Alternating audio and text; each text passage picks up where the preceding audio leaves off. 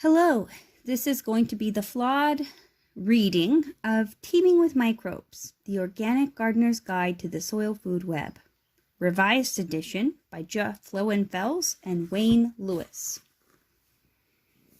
Forward. If you go down in the dirt today, you'd better not go alone. For today's the day the nematodes have their picnic. When you are bored looking at soil from urban lawns, making up words to popular songs is always good. Soil shouldn't be so boring. But urban landscapes mean dead dirt. It means being bent over a microscope for long hours looking at nothing but inert particles. Boring. And so we make up words to songs. Real soil is active, alive, moving, critters everywhere, doing interesting things. No need to invent new lyrics to old songs. No hours staring through a microscope, looking at micrometer after micrometer of boring, nothing happening. Instead, after just a few seconds, movement, life, action. Urban dwellers and other growers have been pouring toxic chemicals on their soils for years, without recognizing that those chemicals harm the very things that make soil healthy. The use of toxics to any extent creates a habitat for the mafia of the soil, an urban war zone, by killing off the normal flora and fauna that compete with the bad guys and keep them under control. Recent work strongly indicates that toxic chemicals destroy water quality, soil health, and the nutritional content of your food because of the loss, eventually, of the beneficials in the soil. If toxic material was applied only once in your life, the bad situation we have today would not have developed. But typically, with that first application, thousands of organisms that were beneficial to your plants were killed. A few bad guys were killed as well, but the good guys are gone, and they don't come back as fast as the bad guys. Think about your neighborhood. Who would come back faster if your neighborhood was turned into a chemical war zone? Opportunistic marauders and looters. That's who comes back after disturbances. In the human world, we send in the National Guard to hold the line against criminals. But in the soil, the levels of inorganic fertilizer being used, or the constant applications of toxic pesticides sprayed, mean the National Guard of the soil has been killed too. We have to purposefully restore the beneficial biology that has been lost. Where will the new recruits come from? You have to add them. Bacteria, fungi, protozoa, nematodes, earthworms, microarthropods, all back to your soil. Roots of plants feed these beneficials, but to make sure the beneficials get reestablished, care packages may need to be delivered. Soil Food Web Inc. helps people rapidly reestablish the biology that creates the foothold for health to come back into these systems. And this book describes these hard-working members from the front line of defense for your plants. Where do they live? Who are their families? How do you send in lunch packs, not toxics, to help the recruits along? Win back your soil's health. Put nothing on your soil if you don't know what it will do to the life under your feet. If there is no information about how something impacts the life under your soil, or if the material has never been tested to determine what it does to the organisms in your soil, don't use the material. If you have already purchased the product, test it yourself. Toxics are sometimes necessary to roust out a particular bad infection or disease, but toxics should be used as a last resort, not as your first response to a wilting plant. If you use toxics, then remember to replace the good guys and send in some food immediately. Reestablishing the proper biology is critical. You may lose a few battles along the way, but persevere and you can win. Think strategically. How can you help deliver troops, food, medicines, and bandages to the front line of the battle between beneficials and the diseases and pests in the most effective way? The directions at least to the best of our knowledge, are in this book. Most people have a great deal to learn when it comes to soil. You need the information that Jeff and Wayne have put together. They also make their lessons about soil enjoyable. They present what could be deadly dull and boring. They present what could be deadly dull and boring in a way that is exciting and understandable. Instead of you having to work for years and years staring through microscopes, as my colleagues and I have done in our efforts to understand the soil biology, this book gives you an overview of what has been learned. The work of many scientists is brought together in this book in a way that allows the complex story of life in the soil to be easily understood. I hope you will join us and help us to learn about how to return health to soil, and therefore to the food you eat. The instructions are here. Dr. Elaine Ingham, PhD, President Worldwide Soil Food Web Inc., soilfoodweb.com. Preface. We were typical suburban gardeners.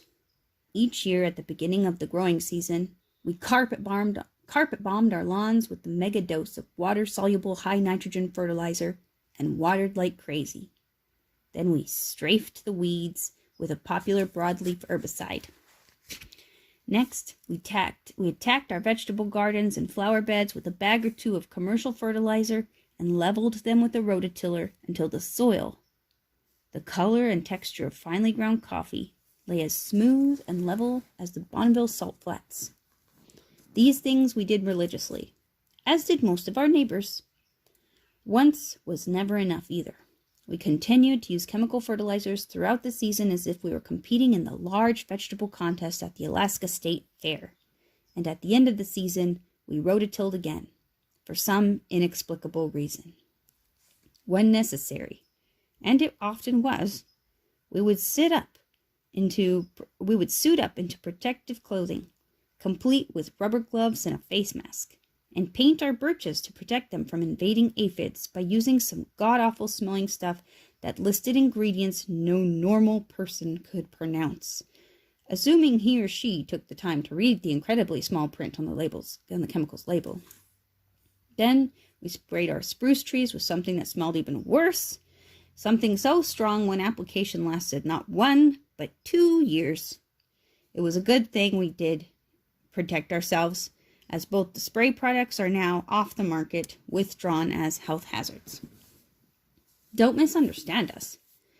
At the same time, we were also practicing what we considered to be an appropriate measure of environmental responsibility and political correctness. We left the grass clippings on the lawn to decompose the tilled fallen leaves. We let the grass clipping on the lawn to decompose and tilled fallen leaves into the garden beds, and occasionally we let loose batches of lacewings, ladybird beetles, and praying mantids. Our version of integrated pest management. We composted, we recycled our newspapers and aluminum cans, we fed the birds, and allowed all manner of wildlife to wander into our yards. In our minds, we were pretty organic and environmentally conscious, if not downright responsible. In short, we were like most home gardeners, maintaining just the right balance between better living with chemistry and at least some of Rachel Carson's teachings. Besides, we were mostly only using water-soluble, high-nitrogen fertilizer. How bad could that be for the environment? It sure made the plants grow. And we really employed only one weed killer, albeit a non-selective broadleaf one. Okay, we occasionally resorted to an insecticide too, but when we considered what was on the shelves of our favorite nurseries, these didn't amount to much in our minds. Surely we couldn't be causing harm when we were only trying to save a spruce, help a birch, or prevent noxious dandelions and chickweed from taking over the world.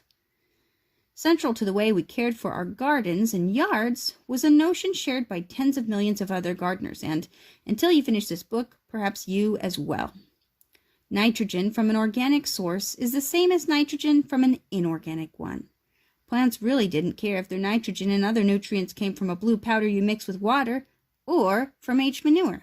It's all nitrogen to them. Then one autumn, after the gardens were put to bed and we were settling in for the winter, looking for something to hold our horticultural interest for the cold months, a gardening friend emailed 2 stunning electron microscope pictures. The first one showed in exquisite detail a nematode trapped by a single looped fungal strand or hypha. Wow, that was quite a picture. A fungus taking out a nematode? We'd never heard of, much less seen, such a thing. It started us wondering, how did the fungus kill its prey? What attracted the blind nematode to the rings of the fungus in the first place? How do the rings work? The second image showed what appeared to be a similar nematode, only this one was unimpeded by fungal hyphae and had entered the tomato root. This photo raised its own questions. Why wasn't this nematode attacked by a fungus? And where were the fungal hyphae that killed off the first nematode? While researching the answers to these questions, we stumbled upon the work of Dr. Elaine Ingham, a soil microbiologist famous for her work in the life that resides in soil, and in particular, who eats whom in the soil world. Since some organisms eat from more than one food chain or are eaten by more than one type of predator, the chains are linked into webs, soil food webs. Ingham, an excellent teacher, became our guide to the whole world of complex communities in the soil. Through her, we learned that the fungus in the first photograph was protecting the plant roots. If that wasn't enough to make us stop and think, we learned the plant attracted the fungus to its roots in the first instance. And we also learned what killed the fungus that would have prevented the nematode from attacking the tomato root. Naturally, we began to wonder what other heretofore unseen things were going on down there in the soil. Might the world revealed to us by tools like electron microscopes affect how we care for the plants in our gardens, yards, and lawns? We have all been dazzled by Hubble images of deep space, incomprehensibly far away. Yet few of us have ever had the opportunity to marvel at the photographs produced by a scanning electron microscope, which provide a window to an equally unknown universe, literally right under our feet. We looked for answers, and soon realized that while we were spreading out fertilizer and rototilling our garden beds by rote, an ever-growing group of scientists around the world had been making discovery after discovery that put these practices into question. Many scientific disciplines, microbiology, bacteriology, mycology, myrmecology, chemistry, agriculture, came together in recent decades to focus jointly on the understanding of the world of soil. Slowly, their findings about what goes on in the soil are being applied to commercial agriculture, silviculture, and viniculture. It is time we applied this science to things we grow in our home, yards, and gardens. Most gardeners are stuck in traditional horticultural land, a place where a blend of old wives' tales, anecdotal science, and slick commercial pitches designed to sell products dictates our seasonal activities. If there is any understanding of the underlying science of gardening, it is almost always limited to the soil's NPK chemistry and its physical structure. As you read these pages, you will learn how to use biology in your soils, naturally or manipulated to your plant's benefit. Since chemical fertilizers kill the soil microorganisms and chase away larger animals, the system we espouse is an organic one, free of chemicals. Chemicals, in fact, are what killed off the root-protecting fungal hyphae, giving our nematode friend access to the unprotected tomato root in the second photo. By necessity, this book is divided into two sections. The first is an explanation of soil and the soil food web. There's no getting around it. You have to know the science before you can apply it. At least in this instance, the science is fascinating, even astonishing, and when we try not to make a textbook out of it. The second section is the explanation of how to work with the soil food web to your soil's advantage and to yours as a gardener. What makes this book different from other texts on soil is our strong emphasis on the biology and microbiology of soils, relationships between soil and organisms in the soil, and their impact on plants. We're not abandoning soil chemistry, pH, cation exchange, porosity, texture, and other ways to describe soil. Classic soil science is covered, but from the premise that it is the stage where the biology acts out its many dramas. After the players are introduced to their individual stories told, what evolves is a set of predictable outcomes from their interrelationships, or lack thereof. In the second half of the book, these outcomes are formed into a few simple rules that we've applied in our yards and gardens, as have many of our neighbors in Alaska, where we initiated these practices. So have others, throughout the Pacific Northwest in particular, but in other parts of the world as well. We think that learning about and then applying soil science, particularly the science of how various forms of life in the soil interrelate, the soil food web, has made us better gardeners. Once you are aware of and appreciate the beautiful synergisms between soil organisms, you will not only become a better gardener, but a better steward of the earth. Home gardeners really have no business applying poisons, and yet apply them they do, and the food they grow and eat, and worse, feed to their families, and the lawns on which they play. You might be tempted to skip right to the second part of this book, but we strongly discourage doing so. It is essential to know the science to really understand the rules. Sure, it requires a bit of effort, or the chapter on soil science does anyway, but for too long, for too many gardeners, everything we needed to know came in a bottle or jar, and all we had to do was mix with water and apply with a hose and sprayer. Instant cooking meets home gardening. Some hobby. Well, we want you to be thinking gardeners, not mindless consumers who react because a magazine or television ad says to do something. If you really want to be a good gardener, you need to understand what is going on in your soil. So here goes. We now know all nitrogen is not the same, and that if you let the plants and the biology in the soil do their jobs, gardening becomes much easier and gardens much better. May your yard and your gardens grow to their natural glory. We know ours now do. Part 1. The Basic Science. Chapter 1. What is the soil food web and why should gardeners care?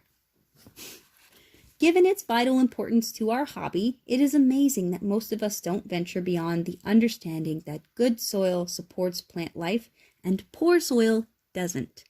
You've undoubtedly seen worms in good soil, and unless you habitually use pesticides, you should have come across other soil life.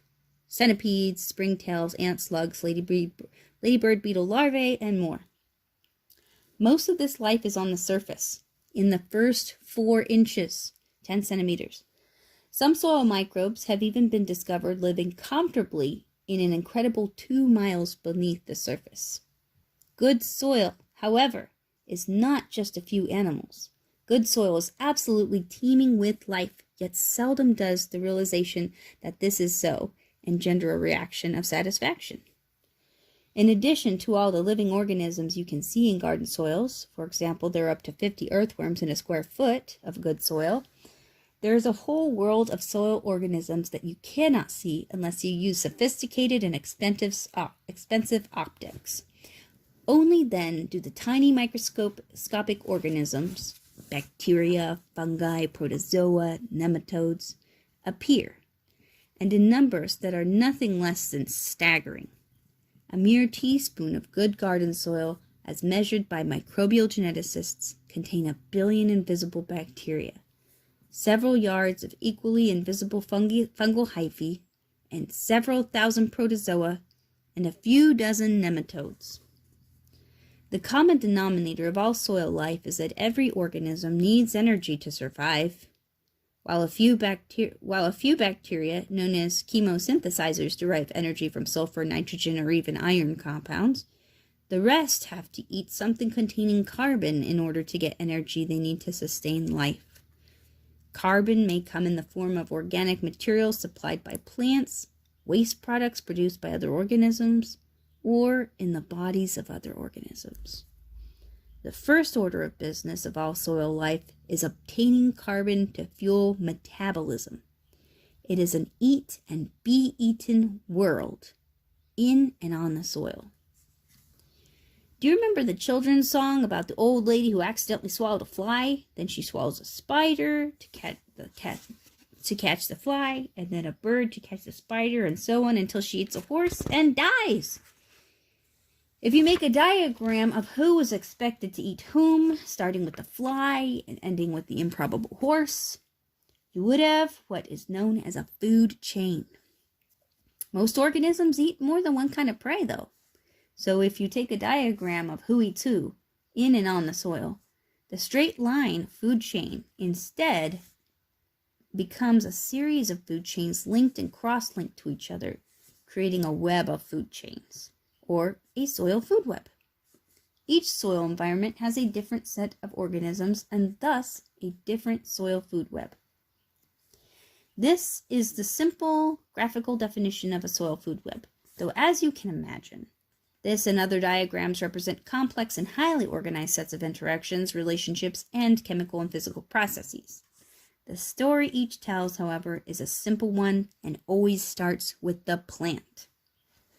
Plants are in control. Most gardeners think of plants as only taking up nutrients through root systems and feeding the leaves. Few realize that a great deal of the energy that results from photosynthesis in the leaves is actually used by plants to produce chemicals they secrete through their roots. These secretions are known as exudates. A good analogy is perspiration. A human's exudate, so sweat. Root exudates are in the form of carbohydrates, including sugars and proteins. Amazingly, their presence wakes up, attracts, and grows specific beneficial bacteria and fungi living in the soil that subsist on these exudates and the cellular material sloughed off as the plant's root tips grow.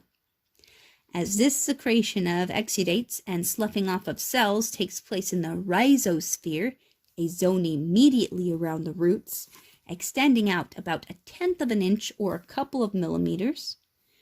The rhizosphere, which can look like a jelly or jam under the electron microscope, contains a constantly changing mix of soil organisms, including bacteria, fungi, nematodes, protozoa, and even larger organisms.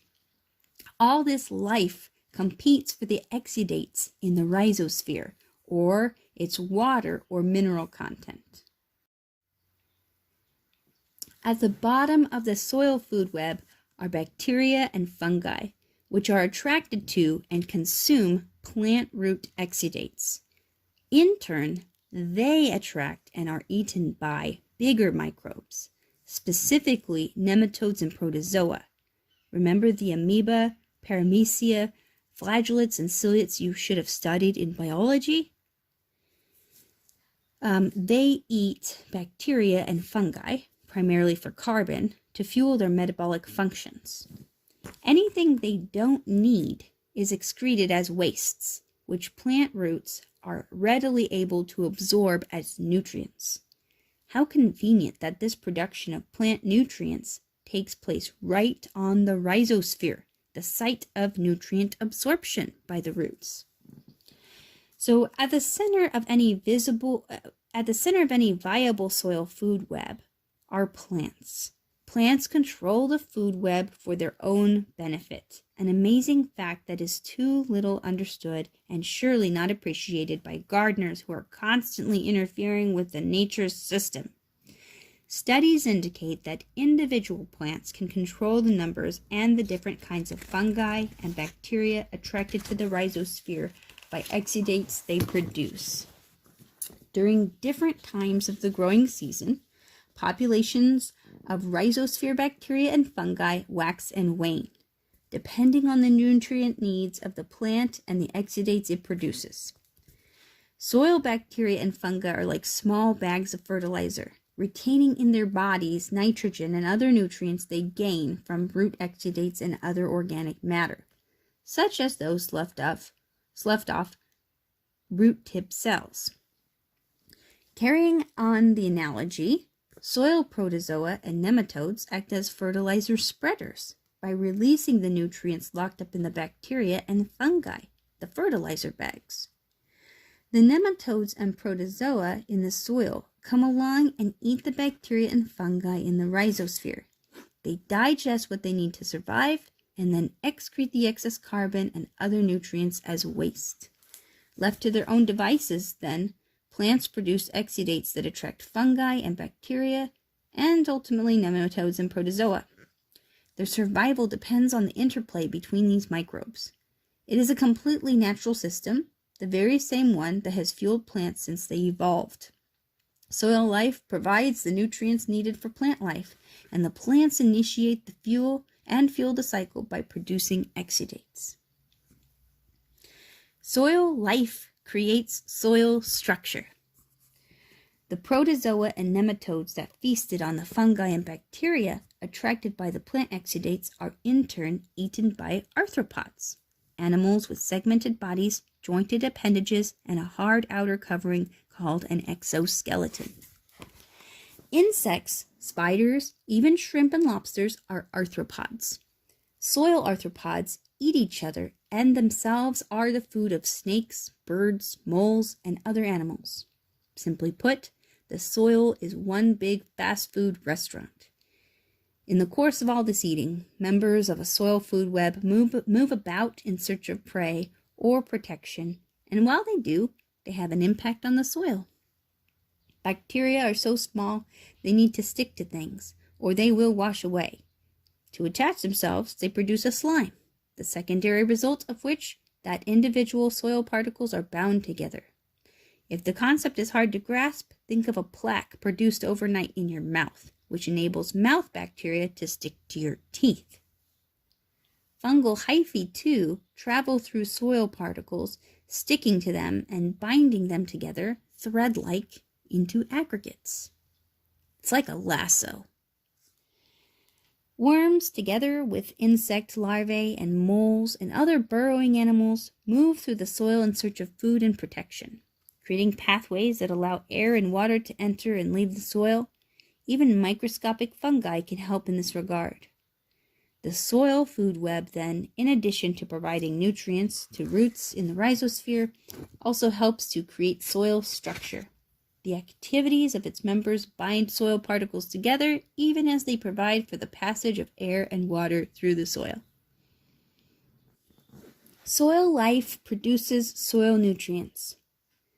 When any member of a soil food web dies, it becomes fodder for other members of the community. These nutrients in the bodies are passed on to other members of the community. A larger predator may eat them alive, or they may be decayed after they die. One way or the other, fungi and bacteria get involved, be it decaying the organism directly or working on the dung of a successful eater. It makes no difference.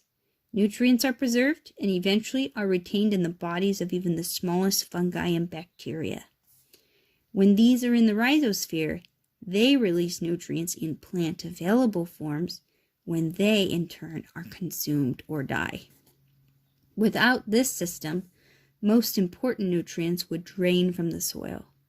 Instead, they are retained in the bodies of soil life.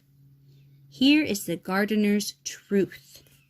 When you apply a chemical fertilizer, a tiny bit hits the rhizosphere when it's absorbed, where it's absorbed, but most of it continues to drain through the soil until it hits the water table. But not so with the nutrients locked up in soil organisms, a state known as immobilization. The nutrients are eventually released as wastes or mineralized, and when the plants themselves die and are allowed to decay, the nutrients they retained are again immobilized in the fungi and bacteria that consume them. The nutrient supply in the soil is influenced by soil life in other ways. For example, worms pull organic matter into the soil where it is shredded by beetles and the larvae of other insects, opening it up for fungal and bacterial decay. This worm activity provides yet more nutrients for the soil community. Healthy soil food webs control disease. A healthy soil food web is one that is not being destroyed by pathogenic and disease-causing organisms. Not all soil organisms are beneficial after all. As gardeners, you know that pathogenic soil bacteria and fungi cause many plant diseases. Healthy soil food webs not only have tremendous numbers of individual organisms, but a great diversity of organisms. Remember that teaspoon of good garden soil? Perhaps 20,000 to 30,000 different species make up its billion bacteria. A healthy population in numbers and diversity. A large and diverse community controls troublemakers. A good analogy is a thief in a crowded market. If there are enough people around, they will catch or even stop the thief, and it is in their best interest to do so. If the market is deserted, however, the thief will be successful just as he will be if he is stronger, faster, or in some other way better adapted than those who would be in pursuit. In the soil food web world, the good guys don't usually catch thieves, though it happens. Witness the hapless nematode that started this for us all. Rather, they compete with them for exudates and other nutrients, air, water, and even space. If the soil food web is a healthy one, this competition keeps the pathogens in check, and they may even be outcompeted to their death. Just as important, every member of the soil food web has its place in the soil community. Each, be it on the surface or subsurface, plays a specific role. Elimination of even just one group can drastically alter the soil community. Birds participate by spreading protozoa carried on their feet or dropping a worm taken from one area to another. Too many cats and things will change. Dung from animals provides nutrients for beetles in the soil. Kill the mammals or eliminate their habitat for food source, which amounts to the same thing, and you won't have as many beetles. It works in reverse as well. A healthy soil food web won't allow one set of numbers to get so strong as to destroy the web. If there are too many nematodes and protozoa, the bacteria and fungi on which they prey are in trouble, and ultimately, so are the plants in the area. And there are other benefits. The nets or webs fungi form around roots and act as physical barriers to invasion and protect plants from pathogenic fungi and bacteria. Bacteria coat surfaces so thoroughly there is no room for others to attach themselves. If something impacts these fungi or bacteria and their numbers drop or they disappear, the plant can be easily attacked. Special soil fungi, called mycorrhizal fungi, establish themselves in a symbiotic relationship with roots, providing them not only with physical protection, but with nutrient delivery as well. In return for exudates, these fungi provide water, phosphorus, and other necessary plant nutrients. Soil food web populations must be in balance, or these fungi are eaten and the plant suffers. Bacteria produce exudates of their own, and the slime they use to attach to surfaces traps pathogens. Sometimes bacteria work in conjunction with fungi to form protective layers, not only around roots in the rhizosphere, but on an equivalent area around a leaf surface, the phyllosphere. Leaves produce exudates that attract microorganisms in exactly the same way roots do. They act as a barrier to invasion, preventing disease-causing organisms from entering the plant's system. Some fungi and bacteria produce inhibitory compounds like the vitamins and antibiotics, which help maintain and improve plant health. Penicillin and streptomycin, for example, are produced by a soil-borne fungus and a soil-borne bacterium, respectively. All nitrogen is not the same. Ultimately, from the plant's perspective anyhow, the role of the soil food web is to cycle down nutrients until they become temporarily immobilized in the bodies of bacteria and fungi and then mineralized. The most important of these nutrients is nitrogen, the basic building block of amino acids and therefore life. The biomass of fungi and bacteria, that is, the total amount of each in the soil, determines for the most part the amount of nitrogen that is readily available for plant use. It wasn't until the 1980s that soil scientists could accurately measure the amount of bacteria and fungi in soils.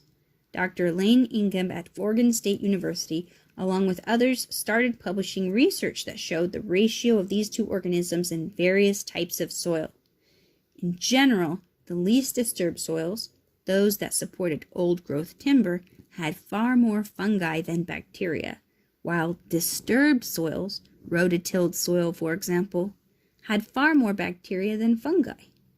These and later studies showed that agricultural soils have a fungal to bacterial biomass of 1:1 or less, while forest soils have 10 times or more fungi than bacteria.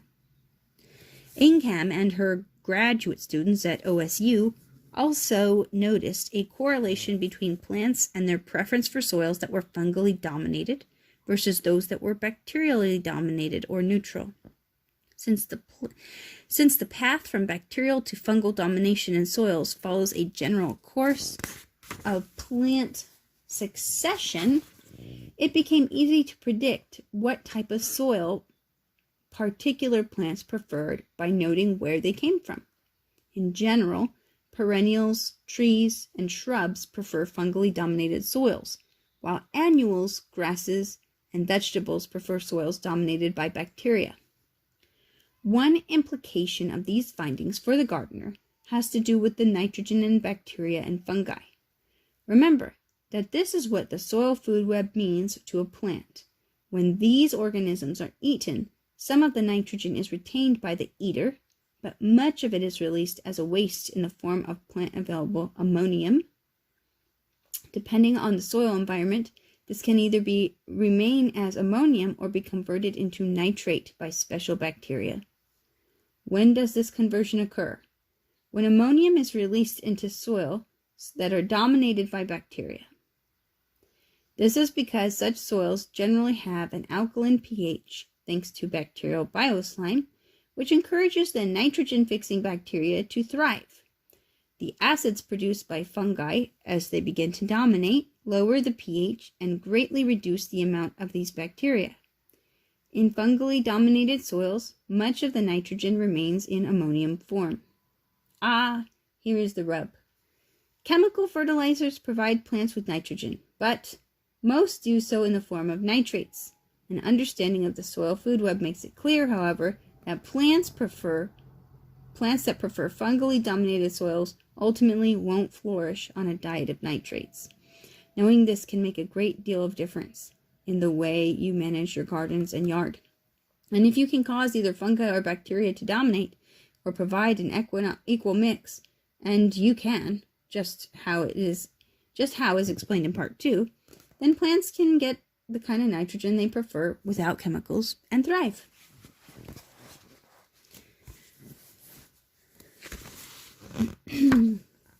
Negative impacts on the soil food web.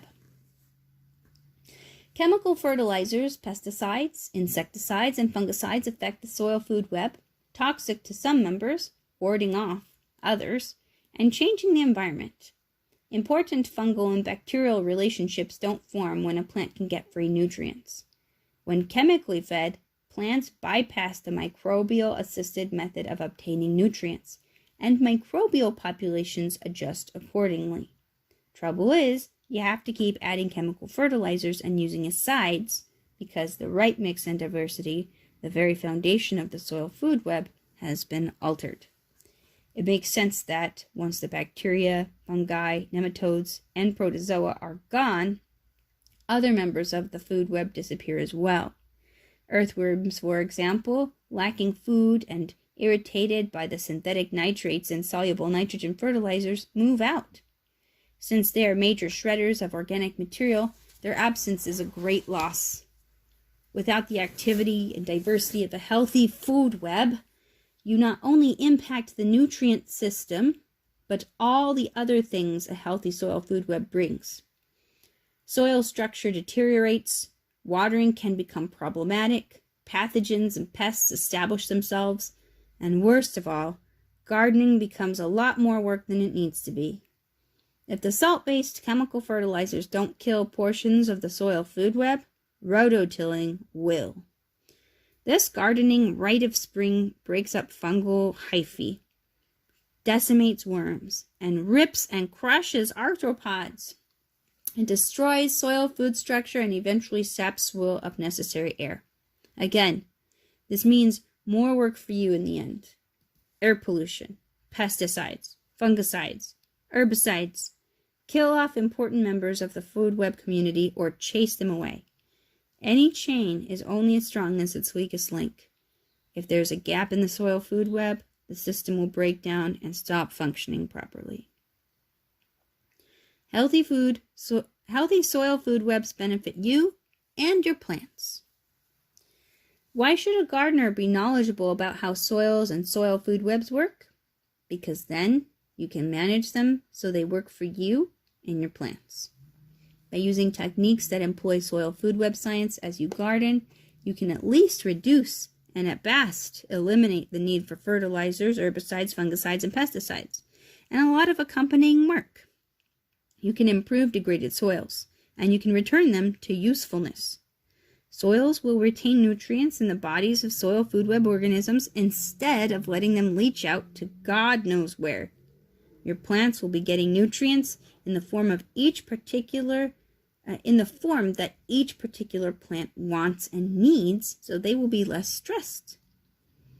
You will have natural disease prevention, protection, and suppression. Your soils will hold more water. The organisms in the soil food web will do most of the work of maintaining plant health. Billions of living organisms will be continuously at work throughout the year, doing the heavy chores, providing nutrients to plants, building defense systems against pests and diseases, loosening soil and increasing drainage, providing the necessary pathways for oxygen and carbon dioxide. You won't have to do these things yourself. Gardening with the soil food web is easy, but you must get the life back into your soils. First, however, you have to know something about the soil in which the soil food web operates. Second, you need to know what each of the key members of the food web community does. Both these concerns are taken up in the rest of Part 1.